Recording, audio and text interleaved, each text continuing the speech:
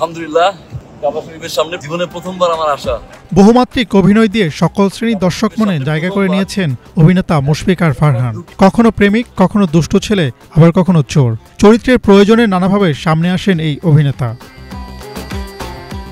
এবার উমরা পালন করতে পবিত্র কাবা শরীফে গিয়েছেন মুশফিক আর ফারহান। শুক্রবার নিজের ফেসবুকে একটি ভিডিও শেয়ার করেন এই অভিনেতা, যেখানে তাকে দেখা যাচ্ছে সাদা এরহাম পরে কাবা ঘরের সামনে বসে আছেন তিনি, আর তার মুখে তৃপ্তির সুর, প্রাপ্তির সন্তুষ্টি। প্রথমবারে হাজরে আসওয়াদ মানে কালো পাথর, যেটাতে চুমু দেওয়াটা আসলে ভাগ্যের চেয়ে ভাগ্যের ব্যাপার। পারলাম, চুমু দিয়ে মাত্র আসলাম। আল্লাহর কাছে লাখ লাখ শুকরিয়া। জীবনে আর বড় কোনো চাওয়া নাই, পাওয়া নাই। It's really big time for me. Thank you Allah, thank you. Allah তাআলা সবার দোয়া কবুল করুক।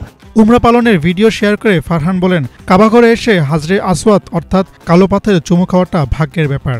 আর উমরা পালন করতে পেরে সৃষ্টিকর্তার কাছে শুকরিয়া জানান জনপ্রিয় এই অভিনেতা। উমরা শব্দের অর্থ হলো জনবহুল স্থানে ভ্রমণ করা। ইসলামী পরিভাষায় উমরা অর্থ ইহরাম অবস্থায় কাবার চারপাশে তাওয়াফ ও সাফা মারওয়া পাহাড়ের মধ্যখানে সাইয়া করাকে বোঝায়। হজের সাথে এদিক থেকে উমরার সাদৃশ্য রয়েছে, তবে হজের গুরুত্ব উমরার চেয়ে বেশি। এটি বছরে যে কোনো সময় করা যায় এবং এটি আত্মিক শুদ্ধি ও আল্লাহর নৈকট্য লাভের এক সুবর্ণ সুযোগ। হাসনাত জুবায়ের, বিনোদন ডেস্ক, বাংলা ভিশন।